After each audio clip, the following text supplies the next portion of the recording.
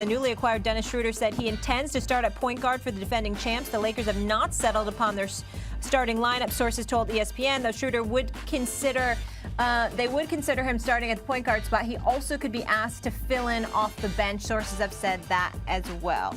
Max, I'll start with you here. How much pressure is on the Lakers to repeat? I think there's more pressure on the Lakers this season. Yeah, I didn't hear either. I'm sorry. I'm assuming you said me, but I don't know. Max, Go ahead, Max. Go ahead, Max. Because Stephen A. didn't. Okay. All right. I think there's more pressure on the Lakers to start this season, to win this season, than there was last season. Like, do you remember before last season that survey of GMs, right? I think it was right before the season started. It was late October or November. Who is the most likely to win? GMs, right? So they survey 30 GMs, all the GMs in the league, and they ask, who is most likely to win the championship? These people, their living is dependent on knowing this kind of stuff, of evaluating talent. Number one was the Clippers. Number two was the Bucks. Lakers finished a distant third. They turned out to be wrong. But the perception was going in, the Lakers may not win it this season. And why not? Like, this is the third time LeBron has formed a super team in a location. The first time is he went to Miami. Dwayne Wade and Chris Bosh. And then Miller and all these guys, yeah, we want to play there too. They lost the championship year one. They got there, but they lost. Same thing happened in Cleveland. Oh, they got Kyrie and the number one pick. They can flip Wiggins into Kevin Love. I'll go to Cleveland. There's another super team. Year one, he lost. True, everyone got hurt, but he didn't win the championship year one. LeBron usually figures that out year two because you got to get the details just right. It's hard just to throw guys together and have them win a championship. So I would say the expectation among most who knew was not that the Lakers would win, yet they did. But how about this season, guys? What's the expectation now? A lot of people would say the number one and number two players in the world are both on the Lakers. They just won the championship, and I think everyone agrees they improved at least on paper in the offseason. Montrezl Harrell and Schroeder and Marc Gasol.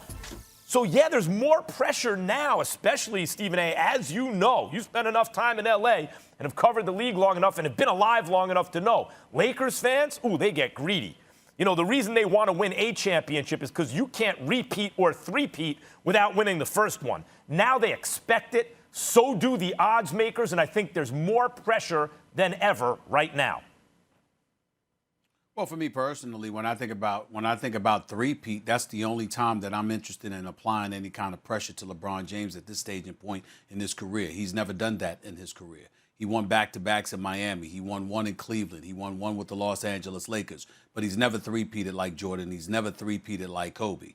And so because of that, I would like to see that. I don't think that will happen. But then again, you never know with the arsenal that they've put forth. The bottom line is I don't think there's as much pressure on the Los Angeles Lakers to quote-unquote repeat outside of that. I think there's pressure on LeBron James to win another chip before he departs from L.A. since he'll have Anthony Davis. And by the way, speaking of Anthony Davis, congratulations to Clutch Sports and Anthony Davis. I don't know why the hell they're in the news for him not signing. It's a 2-year deal, it's a 3-year deal, or it's a 4-year deal. Either way you slice it, you're getting the max. What the hell is all the drama about? Sign the damn contract. Yeah, just tell them what you want. want. Are you really leaving Southern? Are you really leaving Southern California to go to the windy city of Chicago or to the New York Knicks under Dolan, Max Kellerman? I mean, is there really some suspense as to where Anthony Davis is going to go? But they're in the news. I mean, so hey, more power to Rich Paul and Clutch Sports. Major props to them. He's been doing a good job. Here's the bottom line. At the end of the day, when you look at all the moves that the Lakers made, certainly they're the favorites, they're the prohibitive favorites. But, Max, I was of the mindset, if you remember, I said the Lakers had to win last year. I'm not trying to say there's no pressure, because, of course, there's pressure. I'm saying there was more last year than now. The reason why is because I firmly believed if they had lost last year and somebody else, say the Clippers, had knocked them off, all right, or, God forbid, Denver, okay, then what would have happened was it would have been that much harder for them to ultimately overcome, get over the hump, because there would have been even more pressure to bear on LeBron and Anthony Davis. They would not have won together. Everybody would have been like, what's up, what you gonna do? Meanwhile, those other teams knew how to win. But the fact that that has not happened and the Lakers ended up handling their business in relatively dominant fashion, I might add, the bottom line is because they handled their business the way that they did and they won the chip and they already know how to win together, and they've gotten that off. Now they could just go and play basketball, may the best team win.